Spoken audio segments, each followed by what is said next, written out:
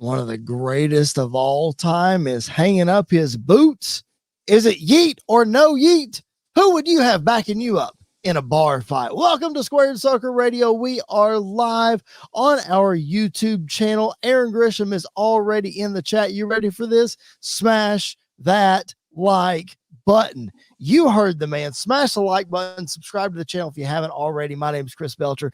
I am your phenomenal host, and I am not by myself. I am welcoming back my brother from another mother, Jared Justice. Jared, what's the haps, man? How are we? You know, I just got to say it. The whole podcasting show. Listen, it's been too long. I forgot your intro. I'll try to brush up on it. Okay, so we'll get it the next time. All right. Of course, the young buck Andy York is joining us as usual. And Andy, it's another fantastic show, man. When Roman Reigns is in town, crap gets stirred up, and we have a lot to talk about. Yeah, we have a lot to cover with coming off the hills of Bad Blood and heading to Crown Jewel and Wrestle Dream this past weekend as well. Just a crazy time and a lot of stuff happening randomly and quickly, but it's going to be fun to talk about it all. It is certainly going to be fun to talk about. We are here live after Monday Night Raw. We have got you covered with everything you need. So again, if you haven't hit that subscribe button, please do so and interact with us. I threw some comments up there. I'm going to throw another one up there. Aaron Grisham, my vote is when Bryan Danielson exposed AJ Styles as a flat earther. Oh my gosh. Okay. So this parlays exactly into what I was getting ready to say. Thank you, Aaron, for teeing me up and not realizing that you did.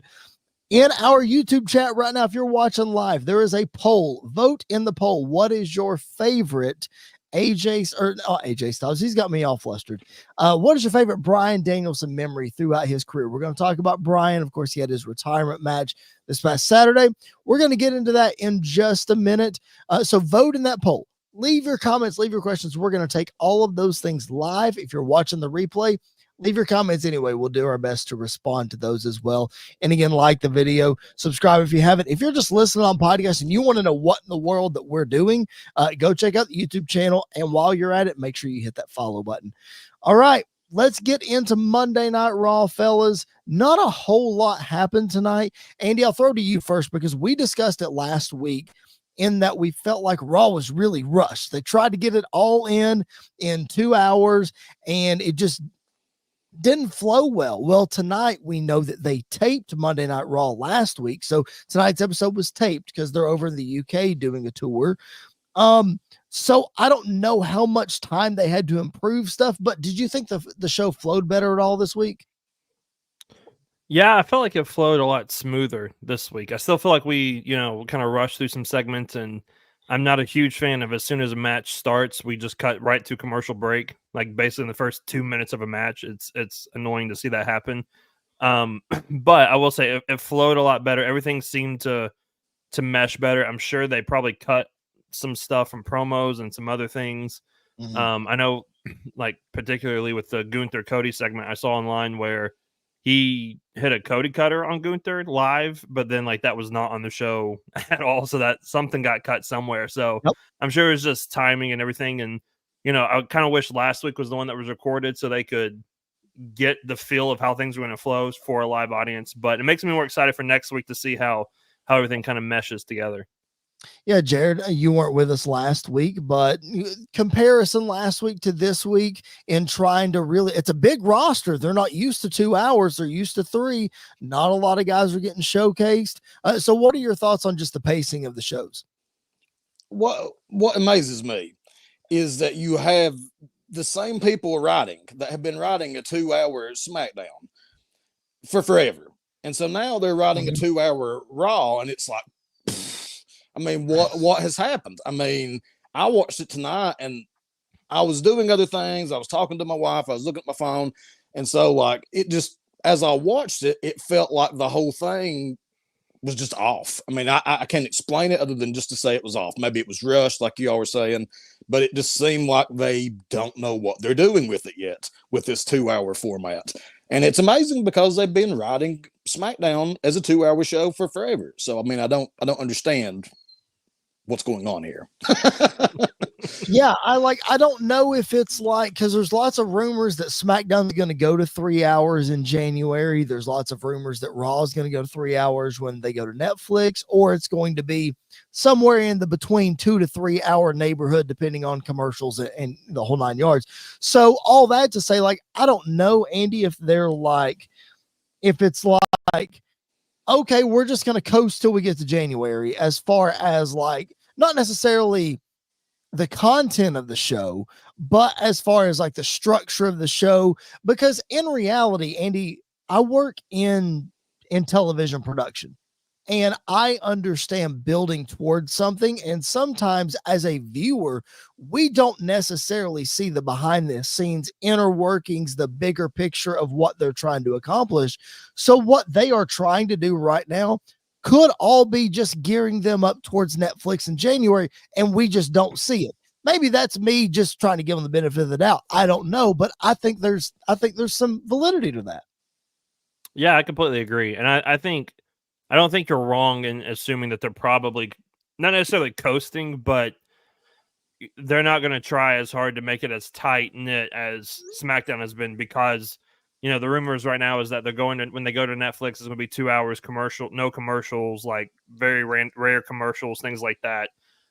So that'll give them 2 hours to just do whatever they want, however they want to do it.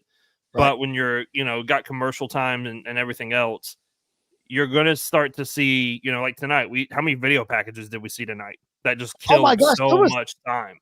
There was like 3 or 4 in a row. Like it was like the Bronson Reed, and there was a Braun Breaker, and then there was a Dragon American Made. Yeah. It was like all those bang, bang, bang. I was like, what in the world are we doing? And maybe, Andy, that could go to your point of some of the stuff they filmed live, they cut out and they replaced it with video packages, very easily done. So I don't know. We'll have to see. We'll have to see how next week goes, like you mentioned. But this week, some things did happen. It wasn't a groundbreaking show, Jared, but some things did happen.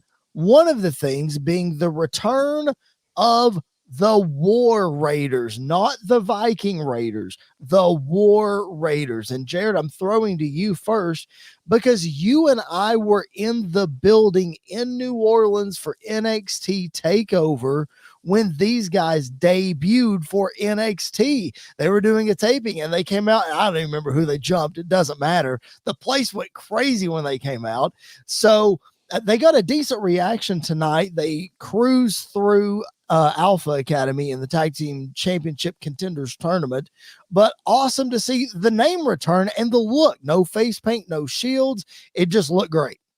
Yeah, man. I mean, again, it goes back to this kind of more kid-oriented version of WWE that all of us adults have had to suffer through for years and years under Vince McMahon.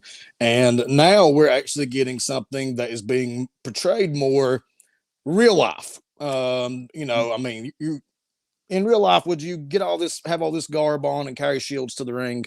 I mean, really? We didn't even do that whenever we were kids, Chris, like to the trampoline wrestling each other. We didn't carry shields and swords and nonsense. You carried a dog when you were pretending to be Rick Steiner and tried to run me out of the ring. All right. That happened. That's true. That's fair. Yeah, that's fair. But my point is, this is more portrayed for adults and like your teenagers, and more towards the crowd that has always watched them. I think they're hitting their target audience better with everything that they're doing. And I mean, do I think the name change is going to actually bring more eyes to them? I think it's possible. People talking about wrestling and people talking about War Raiders, and where did they wrestle that they actually got their name before they came to NXT? Anybody know? They were. I know before they came to NXT, they were War Machine. War Machine. Okay, but they couldn't. Yeah, but I think they had an issue with Marvel licensing because there's a superhero called War Machine. So I think there was a TV licensing issue or something. So they went with War Raiders instead. That's also a name of a Kiss song, so that's one of the more harder license to get as well. So there could have been something with that too. But Andy, that was Ring of Honor, right? Yeah, they were in Ring of Honor and New Japan for a time. They were kind of all over the place before they got to NXT. I guess, before I guess my point was Okay. maybe that people would hear about them and Yes. think, oh, okay, well this team's back, I'll watch them. But if the name's still not exactly the same, I don't know that point's valid. But anyways, right, for sure. And they changed their individual names too. I don't remember. It was Yeah. Hanson and It was Hanson and Rowe, I think is what it was. Hanson and Rowe. That's what it was. Yeah. Yep, that's right. Andy, before we get to your thoughts on War Raiders, comment from Marcelo. Again, I'm asking you to drop your thoughts in your favorite Daniel Bryan / Bryan Danielson memories. His favorite was Bryan yelling no and the fan yelling yes, back and forth. A bigger feud than Austin versus Rock. That's absolutely amazing.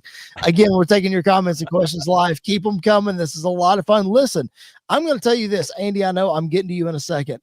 I have notes right here. These guys make fun of me because I have notes every single week. But listen, the more comments that you leave and the more questions that you drop, this format goes out the window. Look up what you guys want to hear about. Okay. The show is for the fans, by the fans, for a reason. So you want the train to go off the tracks, drop your comments and we would appreciate it. Andy, War Raiders being back with the name, lots of fun. Yeah, lots of fun. It feels like the tag division is starting to pick up a lot more than where it's been the last couple of years. Obviously, with the Bloodline story, the Usos have dominated the tag title scene, and then when they kind of split, the tag titles just haven't felt as important as when the Usos held it back a couple years ago, and even kind of before then a little bit. But you add like the War Raiders to it. You had DIY. You had the ladder match that we saw in Nashville on SmackDown. They're doing a lot of things to make the tag division feel more important and feel bigger. And adding these two guys right back into it, and probably making them they're going to be in the finals of this tournament. I'd be shocked if they're not. I'd be shocked if they just didn't put the titles on them now, because why not at this point? And just kind of see what they go from there. Because like you saw. In NXT, when these guys get the chance to go out there and just have like brutal, violent, like real tag team matches, they are up there with some of the best. And so it's going to be a lot of fun to see them on this main roster stage, finally getting the chance to do what they do best, and that's wrestle in the ring. And they were awesome in the building when me and Chris saw them. Yes. I was impressed, dude. These big, huge body men flying through the air. They're impressive. Well, and don't forget, Jared, the very next year we were in New York for NXT / WrestleMania, and they opened NXT TakeOver New York against Ricochet and Aleister Black in probably what was the best match, aside from Gargano and Cole, the best match on that show. Like, it was absolutely incredible. They tore the house down. Marcelo, again, thanks for sharing the comment, enjoying the show. You are absolutely welcome. Subscribe if you haven't already. And for those of you who are watching or not subscribed, make sure you do that. Jared, I want to throw this picture up from Raw tonight. We had an interesting tag team of Rhea Ripley and Tiffany Stratton. Now, I don't get it. I'm still unsure as to why they did this. I know what the story was. It didn't make a lot of sense. But here's what I want to throw to you on. Raquel Rodriguez, we saw her return at WWE Bad Blood. And I told this to Andy last week, and I want to see if you made the same comparison. With Liv Morgan and Raquel Rodriguez, do you not get Shawn Michaels, Big Daddy Cool Diesel vibes with these two? Kind of, yeah. Like, even more tonight with Raquel wrestling, and she had the fringe on her gear. I'm like, come on, let's go. Yeah, I do think that is a pretty cool comparison to make, and I think that Liv has been doing awesome. But I do agree that it's strange with the whole Rhea Ripley teaming up with Tiffy Time. I almost think they wanted to go with the goth girl look versus the Barbie look, and we're going to combine them and just see what happens, and everybody will love it. But it didn't really work, I don't think. Andy, an interesting tag team, right? You got to try something, I guess, right? Yeah, I've seen all the comparisons online of, like last year when Oppenheimer and Barbie released on the same weekend. Well, this was like the real life version of that coming together as a tag team. It's interesting to see. I kind of get what they were going for, but this makes me feel like they don't care about this Crown Jewel pay-per-view at all. And so they just added this as a stipulation to make it somewhat interesting. And It's just something that we kind of have to get through. Like Yeah, this is out of all the WWE pay-per-views, the Saudi Arabia ones are always the filler ones that maybe something happens, but it's basically just like a massive glorified house show is all it is. I mean, Jared, come on. Like, as much as we all three are talking about how well Liv Morgan is doing right now, the fact that we are building to a Liv Morgan versus Nia Jax champion versus champion match to crown the ultimate crown jewel women's champion, we have to be doing better than that, right? Like, come on. I would have thought so. But, I mean, in all fairness, Nia Jax has been doing a lot better. She has been led through some matches and done real good, I guess you could say. And Liv, I mean, she's probably one of the hottest acts, her and Rhea, that they have right now. So, I mean, I guess that's what you go with. But I guess. I mean, if Tiffany Stratton doesn't cash in the middle of this match and just blow the whole thing up, like what are we even doing? Like, it's past time. She needs to cash that thing in. I agree. I completely agree. You know what it's also past time for?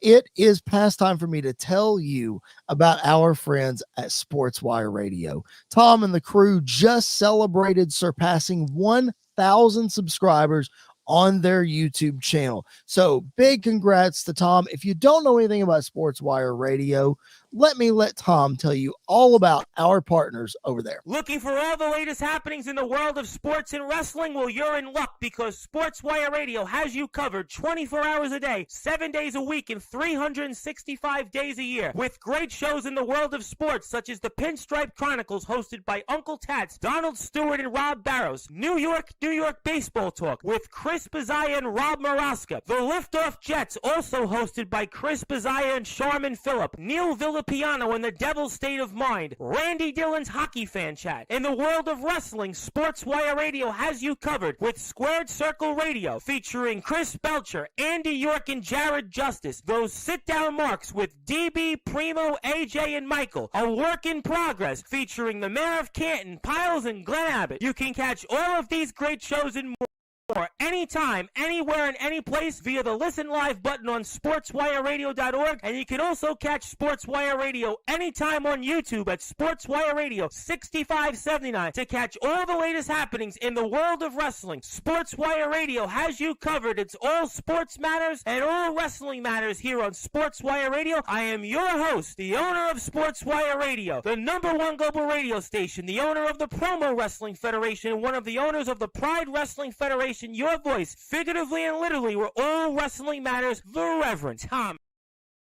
That is a good dude right there. Again, congrats to SportsWire Radio.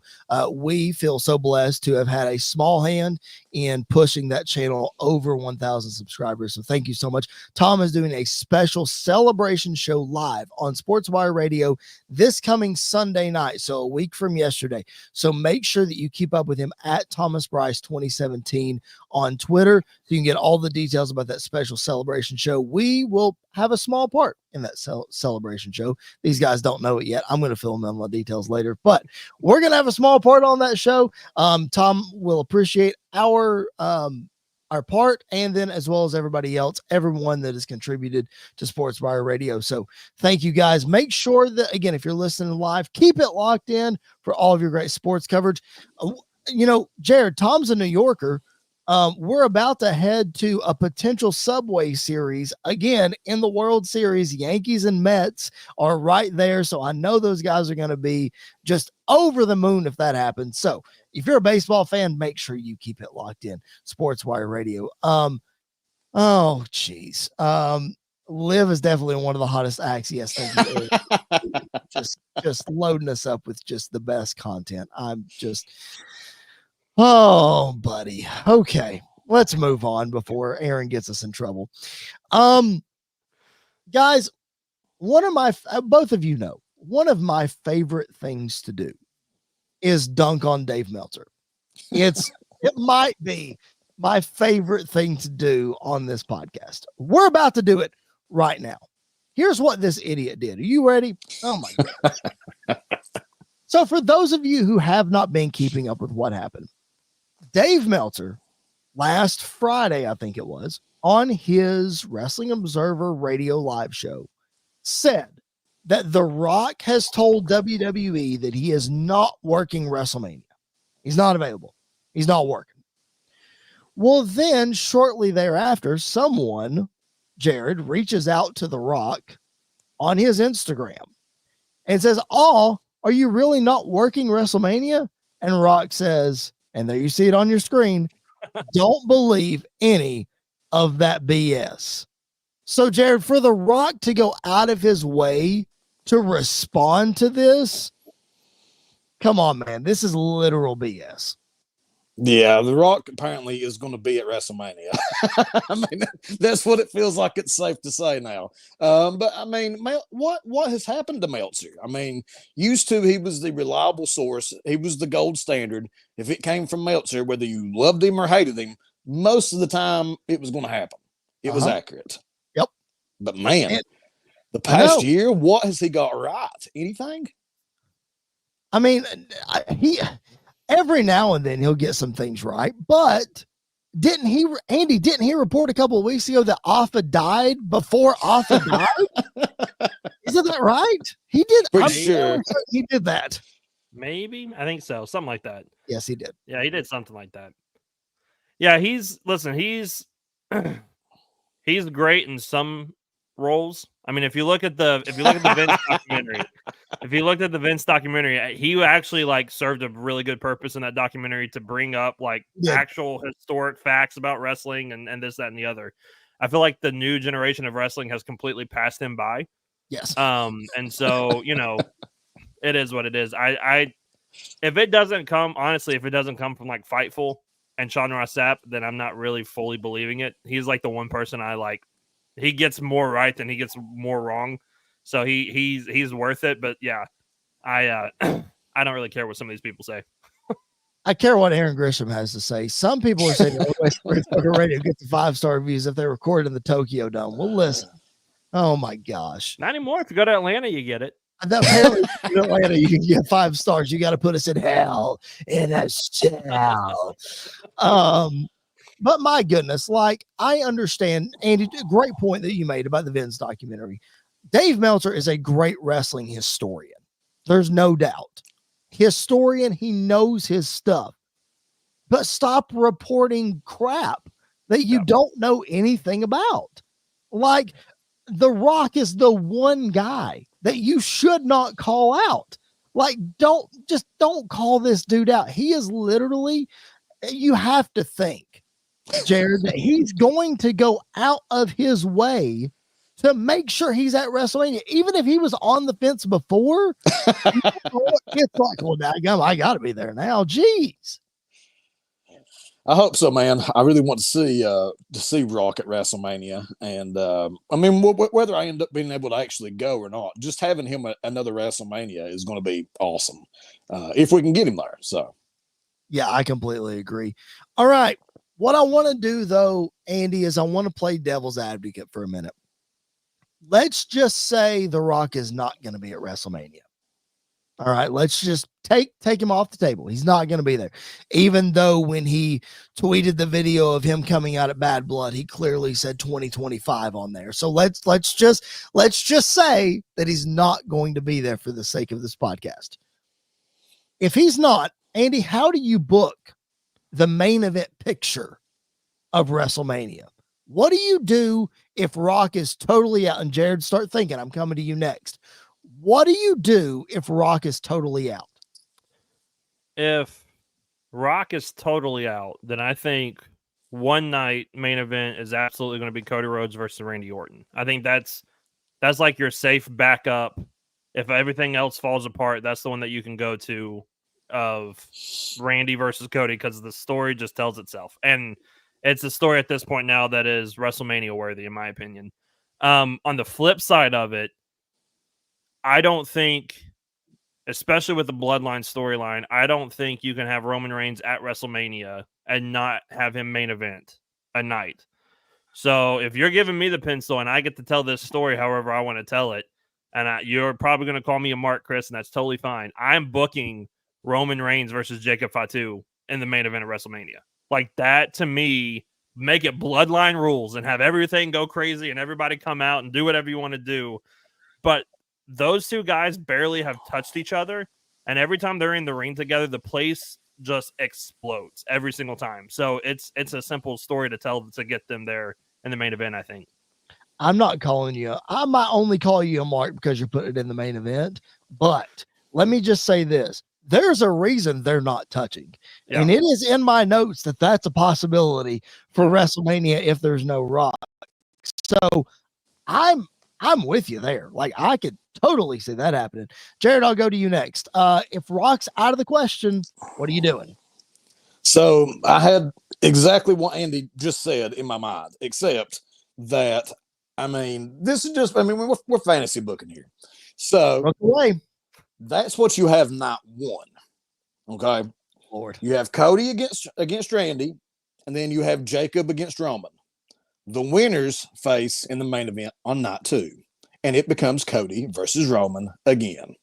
This time, Roman wins, gets his belt back.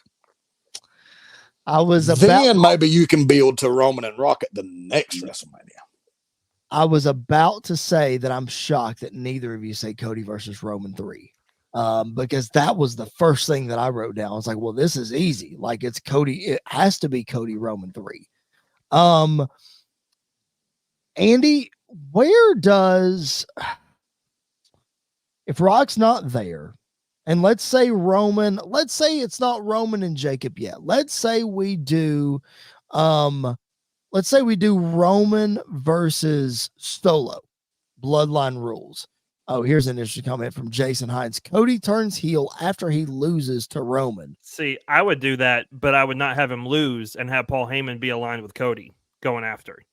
So, well, okay, you say that, Jared, but think about it. If you flesh out this idea, if Cody aligns himself with Paul Heyman and he beats Roman, do we not build to Cody versus Roman 4, 5, 6?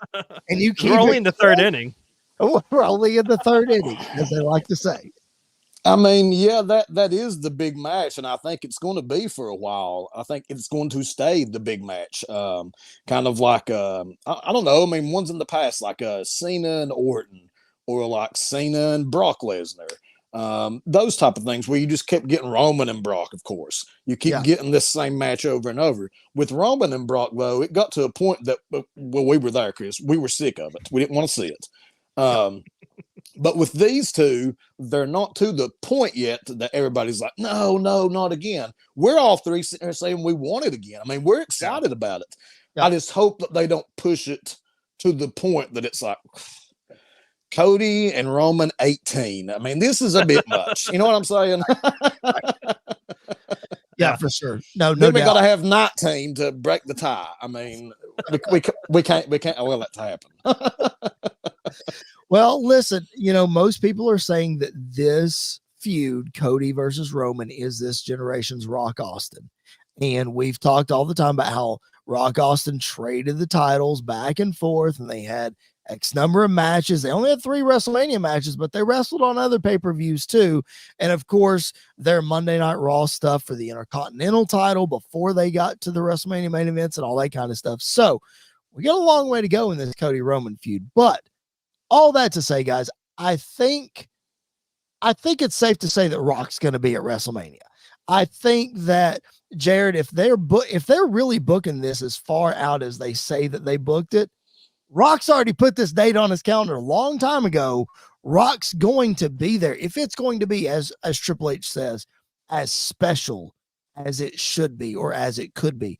So having said that, Andy and I talked about this, I think last week, or maybe the week before. But Jared, the consensus online seems to be that we are headed towards a Cody Rhodes, Roman Reigns, Rock triple threat match for the WWE Championship at WrestleMania. Would you go that route, or would you separate it? Would you have Cody and Rock for the belt, or would you separate it even further and have Roman and Rock one-on-one, and then you get your Cody and Randy at WrestleMania? Which of those 3 routes would you prefer? Man, I really want to see Rock and Cody. So I would have Rock and Cody probably as the main event of night 2 WrestleMania. And then night 1, you could do Roman against Jacob Fatu against Randy Orton in a triangle match or something crazy. I don't care. You can do all kinds of cool stuff with Roman. But as we were talking about, what if The Rock isn't going to be here for the next WrestleMania? My mind was already working, and I was like, this will parlay so nicely, though. If he is there, we keep Cody and Roman apart for this WrestleMania. We do whatever we want to do with The Rock, whatever else we want to do that's cool with Roman, and then we push it to at least the next WrestleMania before we come back to Roman versus Cody. And you take the temperature of the fans again and see if you want to keep doing it, another series of 3 matches after WrestleMania, or if you just want to do it one more time and kill it for a while. But I think the thing to do is definitely to keep them apart at this coming WrestleMania. Okay. Is it possible to do Rock Cody at the Royal Rumble, and then you do Cody Roman or Rock Roman at WrestleMania? Andy, let's say that happens. Let's say, I know that you hate this, but I cannot get this idea out of my brain that The Rock is going to beat Cody Rhodes for the WWE Championship. I can't get the idea out of my brain. I just feel like it's going to happen. It's happening. So if it happens at the Royal Rumble, and then you get the main event we're supposed to get for 40, you get 41, Rock's bringing the belt in, he drops it to Roman. Let's say that happens. Andy, what do you do with Cody Rhodes? Do you still do the Randy Orton match? Does it mean as much without the title? Do you have him chase Gunther? What do we do here? I really have no idea what you do with Cody.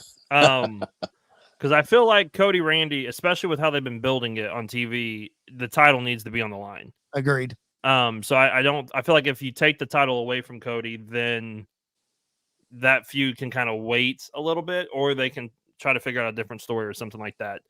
I don't really know if that ends up happening.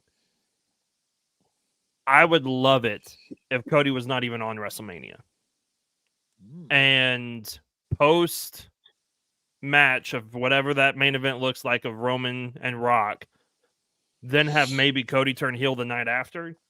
Or have him come out and try to challenge Roman, and then down the line he turns heel or something like that. I feel like if Cody loses to The Rock, though, it's going to slowly start to make that heel turn. But it's just giving me flashbacks of 2012, and it's not a good flashback of seeing Rock come in and just take the title from the guy that's been working his butt off to get to the top, and then just nothing really happens after that. Honestly, the scenario I see is Rock Cody happening at Rumble, and then maybe like before the match before is the actual Rumble match, and Roman wins it. And then he comes in at the end of the match, spears both Roman and Cody, or Rock and Cody, and that sets up that triple threat match at WrestleMania. To me, that's the simplest, easiest way to do this. But I don't know, I don't know if they want to do what direction they're going in. It makes me real nervous to put the title on The Rock. And see, I think Andy is most likely exactly right. And I think the reason for that is because that The Rock is not, exactly a spring chicken anymore. And I don't know how much time he has left. Yeah. And so, I mean, my idea, if Rock was 36, 37, a younger man, I think would probably be what they would go for. Sure. But given the age of The Rock, and he is still making tons of movies, probably doesn't want to keep having wrestling in his book. Maybe he does. I don't know. But, I mean, I wouldn't think more than another year or two of Rock, and he's probably done whether he wants to be or not. Yep. So, I mean, but I would love it. I would love it if he would stick around for 5 more years at least, but I don't know, man.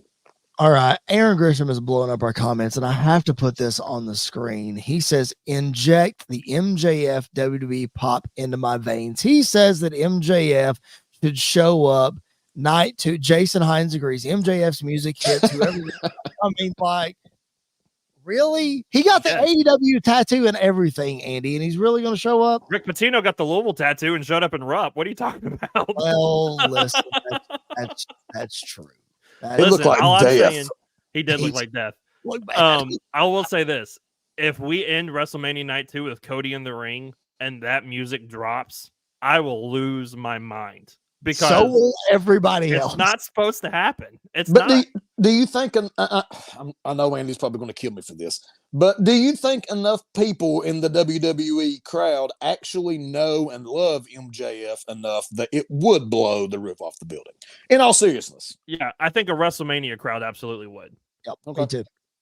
I I think think absolutely. I And I don't mean, especially know. he's getting a role in Happy Gilmore 2. He's got a couple other movie roles coming up, so he's getting his name out there without AEW being attached to it, which is not necessarily a bad thing either way. But I feel like especially if you do it in the right spot, I think people are going to know who he is. I mean, if you do it in Long Island, if you do it, in Chicago, the place will go nuts when his music hits. Well, Yeah, I mean, like, are we talking about Vegas at that WrestleMania? Is that what we're saying? Okay. Yeah, Okay. I think, Jared, I think it'll be okay. I think what the challenge in front of WWE will be to put in the work afterwards to spread the name of MJF in the WWE I can't even say it, WWE sphere.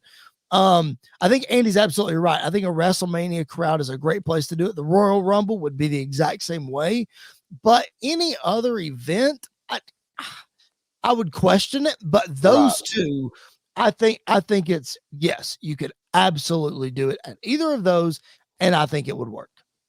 Yeah, Okay. and you look how they brought in Jade Cargill. They didn't, as soon as they kind of brought her in, the place everybody knew who she was, and the fans were open to her and everything else. So, I think he's got more.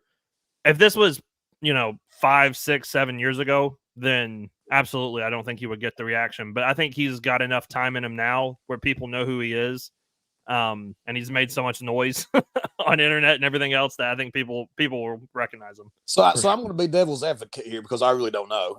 Only thing I've really watched and kept up with is WWE for a while now. But is there a possibility of MJF coming in anytime soon to the WWE? Pronouns, pal. And if he does, would this not probably be like the best time for him when they're going toward a more adult oriented? Because I had always wondered if MJF came over, my God, he would be handcuffed like no other under the old regime. I just don't think his character could have worked. But now, I think it has a pretty good chance based on what you all are telling me. Yeah, I don't think it would happen soon though, because I think he just signed an extension with them for I want to say 4 years, maybe. Ooh, that's a big extension. I have no idea what the number was, but I know it was sometime in 2024. So we're still multiple years away from it happening. Yeah. But I agree. Like if he'd have came in like a couple years ago, then he'd have been no different than the Miz, and nobody wants to see MJF as the Miz. But bringing him in now, like if he brought him in now, I think he would flourish in this system very well. We appreciate you guys being tuned in, whether you're tuned in live or you're watching the replay. Thank you so much. If you haven't subscribed to our YouTube channel, what in the world are you waiting for? As you can tell, we're having so much fun on this show.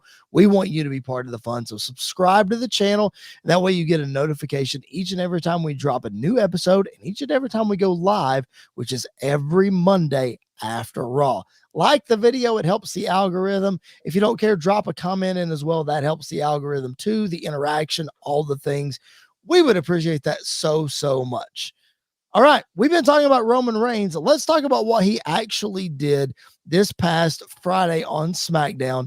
Jimmy Uso returned in-ring promo with Roman Reigns, and we all were on this incredible high of Jimmy Uso returning at Bad Blood and the save that he made, and we're on the same page and we embrace, and it's all great. But when we get to this promo on SmackDown, Jimmy really puts Roman in his place. He pulls out the Cody Rhodes line. You're a chief without a tribe, and nobody in the family except me is following you right now.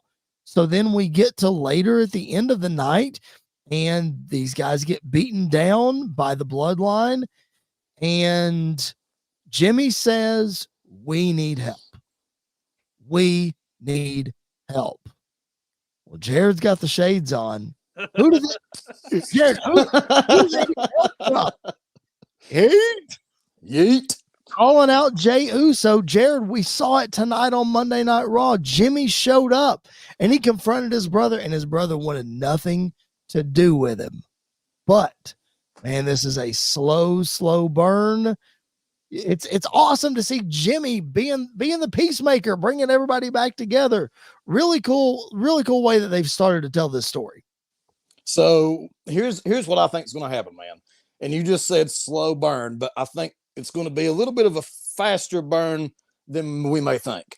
I was watching it live tonight with my wife.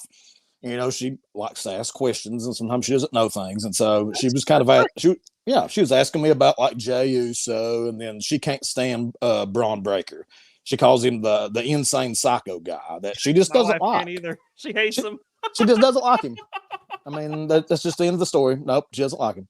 Anyways, what I said, you see, before the show's over, they put up the logo where you're going to have Braun Breaker versus the Yeet Man next Monday. Perfect time for Jey to go ahead and drop that title right back to Braun. And that frees him up to hook right back up with Jimmy and Roman. And I was like, This is exactly where it's going. And she's like, oh, okay. She probably didn't care a bit, but she acted like she did. For my sake, probably. Oh, that's funny. That's funny. Andy, what were your thoughts on the execution of this? And then, man, Jimmy showing up tonight. Yeah, I think it's a kind of a clear direction of where we're probably heading, which we've all kind of been speculating for a while about heading into War Games. All I know is whenever they're all getting beat down and Jay's music hits, the place is going to go nuts because they didn't even have to direct the crowd to yeet when they started, when he said we need help. Like, it was instant. As soon as he said we need help, they started doing it. And then tonight, you know, I think it's funny, like you brought up, that Jimmy's the peacemaker because this is all his fault still. Yes, he's the one that kicked Roman first. So like, why wouldn't he be the peacemaker? Because that part of the story still is very like all over the place to me. Because Jimmy kicked Roman first and then got mad at Jey for kicking Jimmy or for kicking Roman. It was a whole big convoluted mess. But Jimmy being the peacemaker makes sense. And I think it's going to be a lot of fun. I think we're going to get a couple of weeks of, you know, maybe next week, Jimmy comes out to try to help Jey because maybe there's interference or Braun's attacking him afterwards or whatever, and they still don't shake hands or something like that. But this is going to remind us of how long it took for them to rebuild the Shield back together until the moment we finally got the fist bump in the ring and the place just went nuts. I think we're heading to that level with these three guys. I think, Andy, to piggyback on exactly what you're saying, if you listen to what Roman said in this promo the other night, if you listen to what he said, it's almost like he's doing these babyface things. We've all separately at least texted and talked about the moves that Roman did in the match at Bad Blood and how weird it was. But so he's doing these babyface things. But guys, he's still cutting a promo like the heel head of the table. And you've got Jimmy being the one who's like, no, Oos. No, you got to change your ways.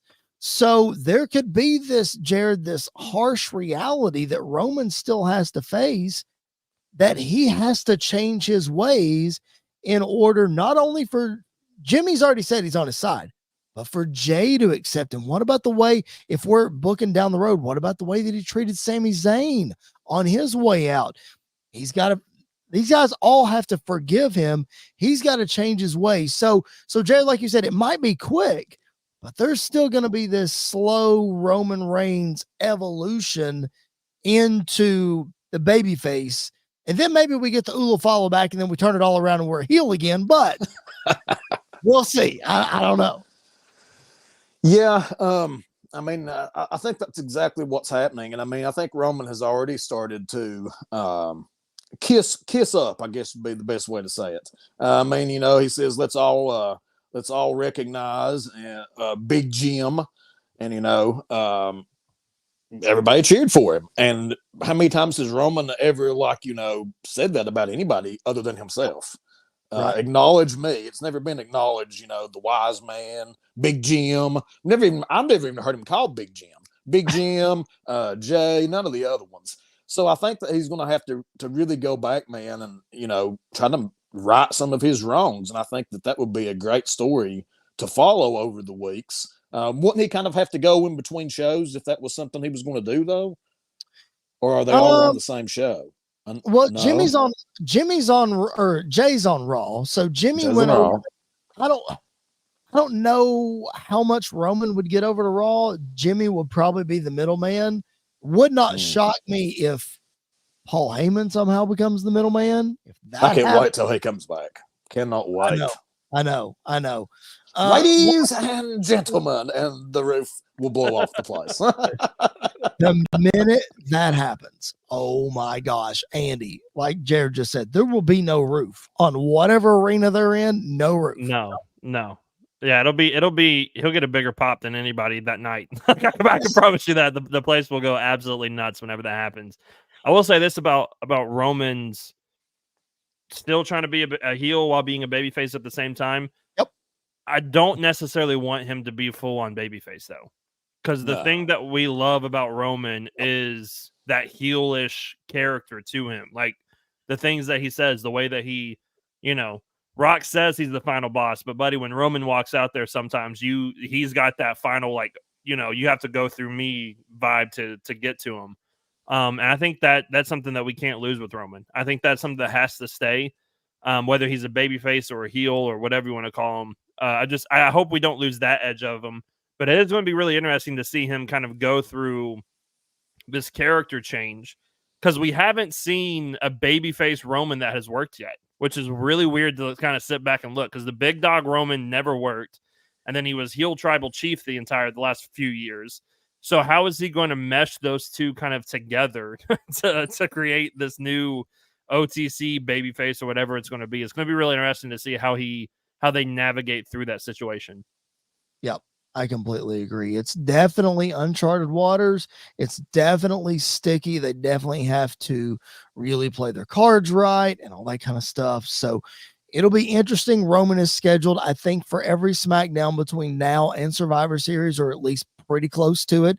So we're going to get a whole lot of Roman Reigns talk over the next couple of weeks. Make sure you're tuned in right here on our YouTube channel, or if you're listening on podcast, follow on whatever platform that is. We would greatly appreciate it. Shout out. I want to give a shout out to our new partners at the Wrestling Society Network, the WSN, a great partnership that we have. They are playing our stuff. They have a whole host of things that you can check out on their app and on their website. Here's a little taste about their website. Check this out.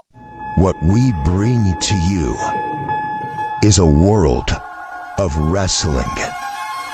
Do you want to know something? Tell me. WSN is the greatest.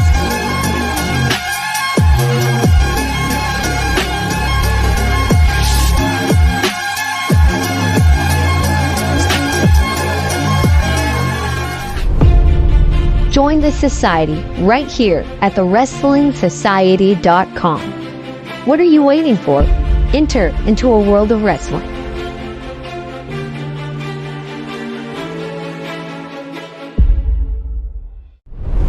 Podcasts, promotions, community, shopping, content, schools, magazine, radio, and much, much more.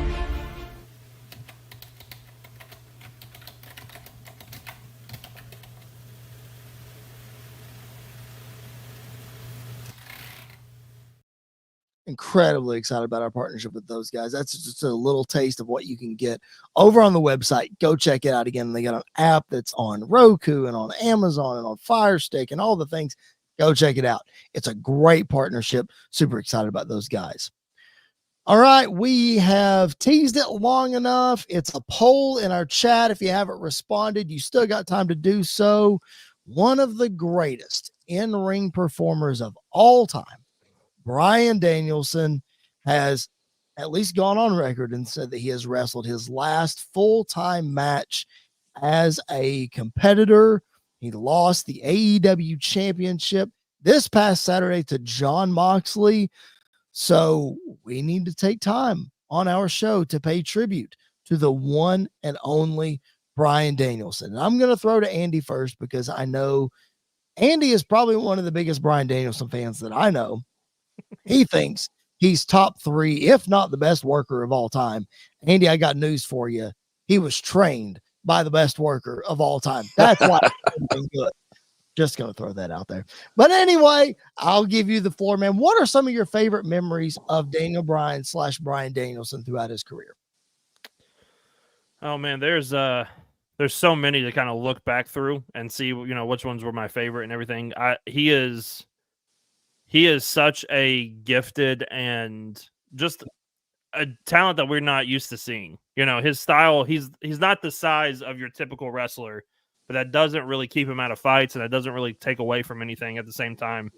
I think some of the moments that stick out to me, obviously, was him getting fired from WWE like 3 weeks in because he choked Justin Roberts with the tie. That's, to me, one of the funniest stories to hear about. I think also, like, you just kind of look at his teaming with Kane.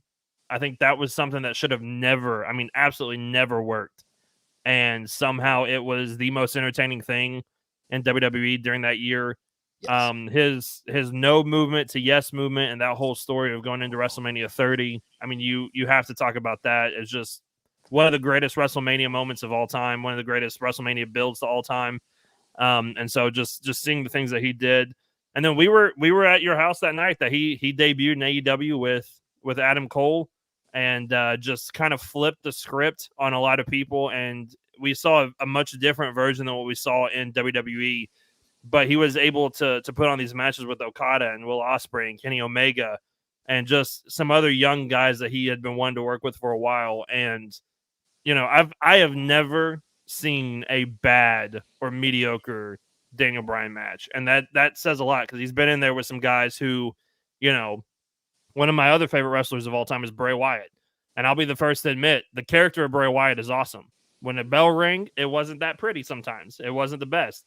But his feud with The Fiend, like, that was where the best Fiend matches easily, by far.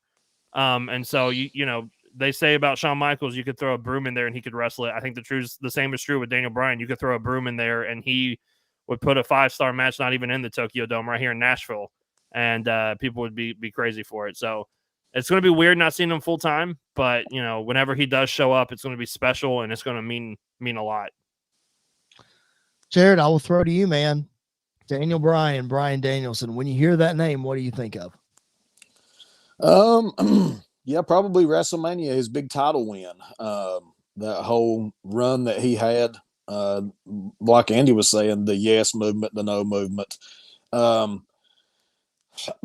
He's one of those wrestlers to me, man, that I definitely think if you're going to write down or in a book somewhere, people, the wrestlers that people could legitimately say are one of the best of all time. I think you definitely have to write his name in that book. The only thing that I will say, which might be a little bit risque of an opinion on him, is that you have wrestlers who it seems like they have it their entire career. Then you have other wrestlers who have it for a span in their career. And I definitely think Daniel Bryan was one of those that had it for a while. He captured that lightning in a bottle, but the lightning escaped him. He did not stay one of the big time guys like Shawn Michaels, for example. Even Steve Austin. You go back in their wrestling career, and they always kind of had that look, whether they were mid-card, whether they were tag team, and then moving up to the main event. They always had that it factor, man. And I just don't think that Bryan had it for his whole career. So that would be my thoughts on him. I agree. Like, the performer is always there. The talent is always there. Unfortunately, it's how you're used, and you can only control what you can control. And Bryan can only go out and have good matches. Well, the problem is if you're in there working with Zack Ryder or The Miz or whomever, that's really not going to do anything for you. So it's all about the position that you're in. And I think Andy, talking about the different things he was able to do in AEW, I think that was great for him. I thought that brought another side. It exposed more people to the pre-WWE Bryan Danielson that a lot of people didn't know about. He was, before he got to WWE, he was revered as one of the best in-ring competitors out there. And he probably lost some of that steam when he got there, especially when he got fired and had to work his way back in. And then all the injuries piled up on him and all that kind of stuff. But having said that, he did some cool things in AEW. But one of the things that I will remember most is, Jared, you and I were in the building in the Superdome. The man had to retire in 2000 and Andy, help me out here. 2016? Did he retire? 16, 17? 16? He had to retire. That emotional speech in Seattle, we all remember it. But Jared, you and I were in the building for the return match. That entrance in New Orleans is something that I will absolutely never forget. We talk all the time about how awesome the Undertaker's entrance was that night. But listen, Daniel Bryan was a close second, if not better than The Undertaker, just because of the circumstances that it was under. And it was the same building when he won the world title. And 4 years later, he comes back, never thought he would wrestle again. Just an awesome, awesome moment to be part of. You know what's really cool? I don't know if you guys noticed this or not. Andy, you're a little more online digging than Jared is, so you may have seen this, so this may just be news to Jared. But you look back at Daniel Bryan / Bryan Danielson's last matches. His last Monday Night Raw match was against Seth Rollins. His last SmackDown match was Roman Reigns. And his last AEW match, Jon Moxley. That's crazy. Bookends the career of Bryan Danielson. That's crazy, dude. But yeah, man, I mean, that time period, Daniel Bryan Danielson, whatever, and the Shield, the members of the Shield, I mean, were those not the stars that ended up being the mega stars of today? I mean, it's kind of crazy to look back at. Yeah, it really is, for sure. Definitely the mega stars, for sure. Of that era, and an era, Andy, where wrestling was down and Punk was on his way out and the Shield was trying to hold it together, and you rode the Yes movement and all that kind of stuff. So yeah, the cream rises to the top. Yeah, it really does. And it's we don't really get organic builds, especially to WrestleMania, but that WrestleMania 30 build was just as organic as it could possibly be, of the fans just wanting Daniel Bryan. He also, I mean, if we're going to talk about it, he also contributed to the worst night, I think, in WWE history, one of the worst nights in WWE history, at the Royal Rumble 2015, when he got eliminated. And the fans just absolutely crapped on the match the rest of the night. Like, Rey Mysterio returned and got booed out of the building.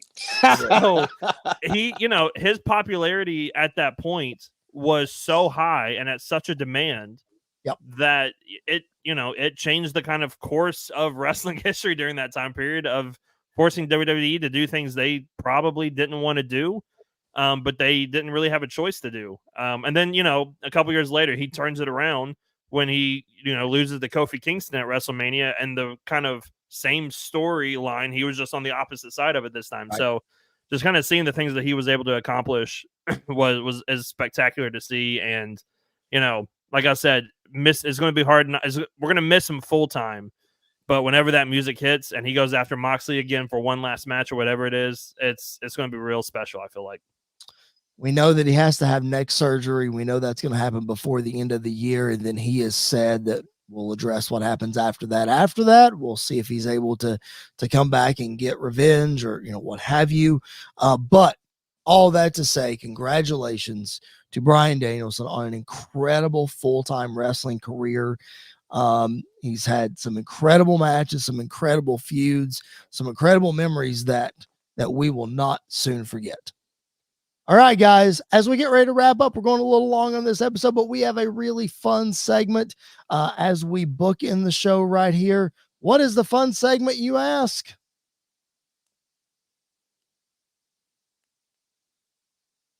You just made the list. It is You Just Made the List. That is right. We have a fun little segment to end the show. You just made the list. What list are we talking about here? Well, I teased it at the top of the show. It's in the title of the show.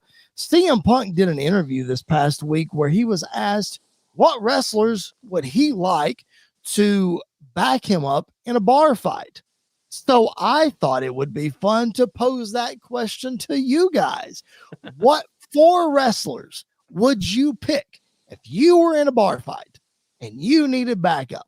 What 4 guys would you pick? And guess what? I'm going to throw mine out first because I'm controlling the graphics. I'm controlling the show here. So I'm going to throw mine out first. I can't wait to see your all's reaction. Here we go. My 4 wrestlers. There you see it. Bradshaw, not JBL. I want APA Bradshaw on my side.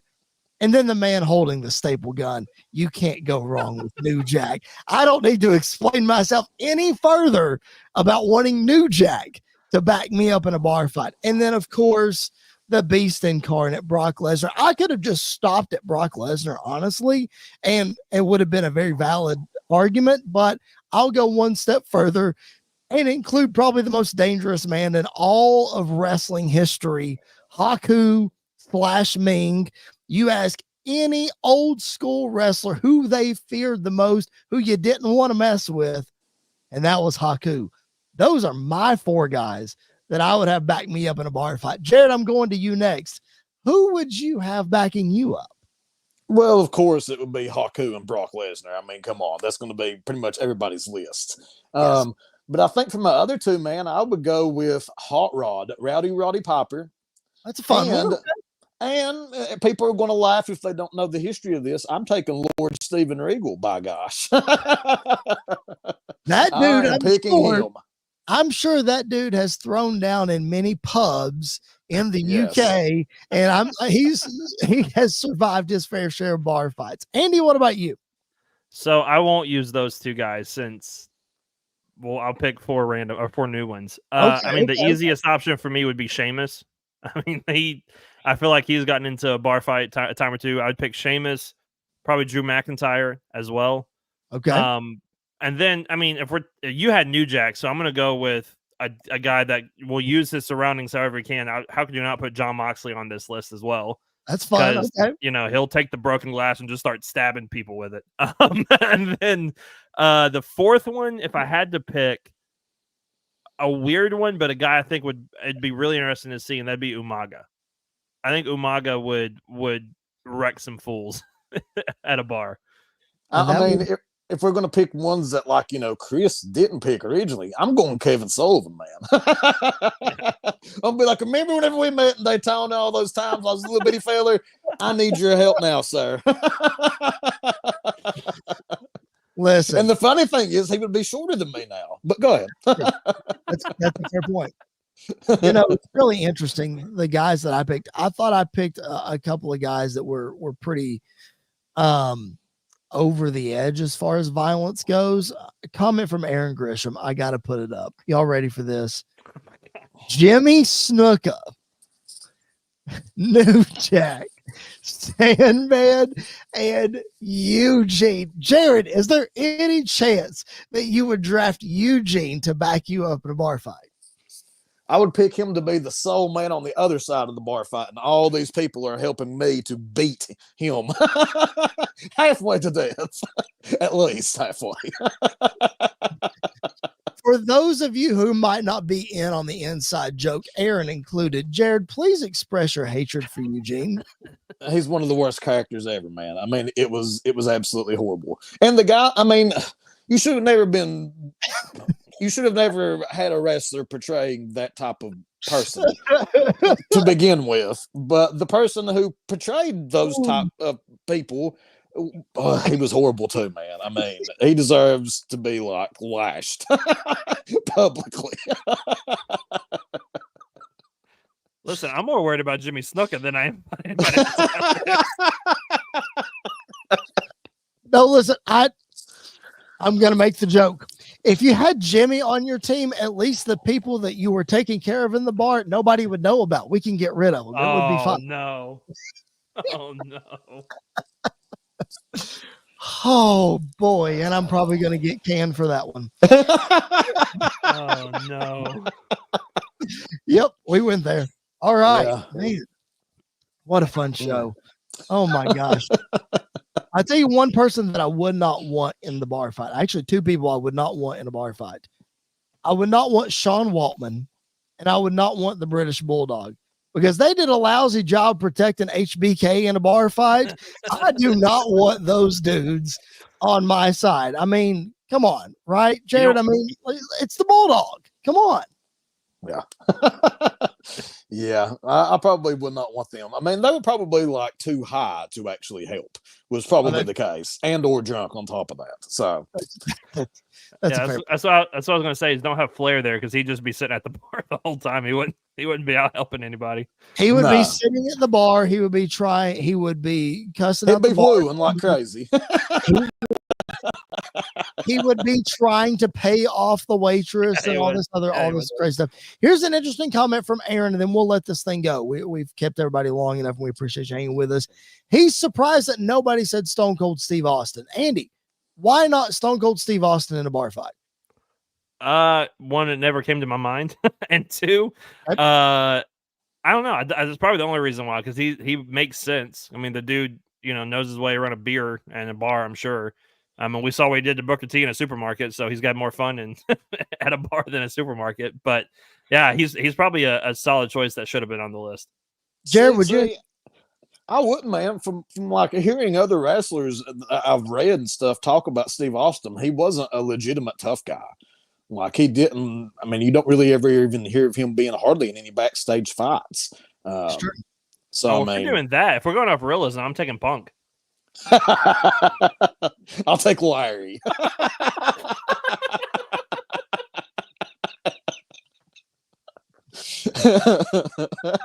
Oh my goodness. He bites. Good grief. All right. And with that being said, I better shut this thing down before we get ourselves in trouble. Ladies and gentlemen, thank you so much for being with us. If you're tuned in live, keep dropping those comments and questions. We'll go back and we'll respond to those. We would appreciate that so much. If you haven't liked the video, please hit that thumbs up button. It looks just like this. Hit the thumbs up button and make sure you're subscribed if you haven't already. We're trying to grow this channel. We're trying to show you guys how much fun that we're having. We want you to hang out with us. Again, as I said earlier, I've got notes for this show, but the more you guys comment on these live shows and the more questions you give us, the more the format goes out the window and the more we talk about what you want to hear about. So keep that interaction coming. We would appreciate it so very much. Follow us on social media at SQCircle_radio. You see it there on your screen. It's right there in the bottom corner on our screen. Make sure that you follow new episodes again live every Monday night after all. And then Fridays for our 3-count show, we'll recap all the things that we missed. Guys, we didn't talk about Kevin Owens turning on Randy Orton. We didn't talk about the Motor City Machine Guns debuting this week. We didn't even talk about Cody and Gunther in the ring tonight on Monday Night Raw. So much that we did not talk about. We'll get to some more of that stuff on our Friday show. So again, it's YouTube exclusive. Make sure you are subscribed. Jared, it's been a minute since you've been on the show, man. Anything else to add before we sign off? Nah, man, it was good being back in the saddle, boys. It was a fun show. Andy, anything else, man, before we sign off? No, these episodes are always fun because you never know what's going to happen. So it keeps you on your toes. I never would have thought we'd have been talking about Jimmy Snuka tonight, but here we are. Here we are. Ladies and gentlemen, thank you so much for being with us. We hope you have had as much fun as we have on this show. For Mr. Jared Justice, that is the Young Buck, Andy York, and my name is Chris Belcher. This has been another edition of Squared Circle Radio Live. We will catch you guys down the road.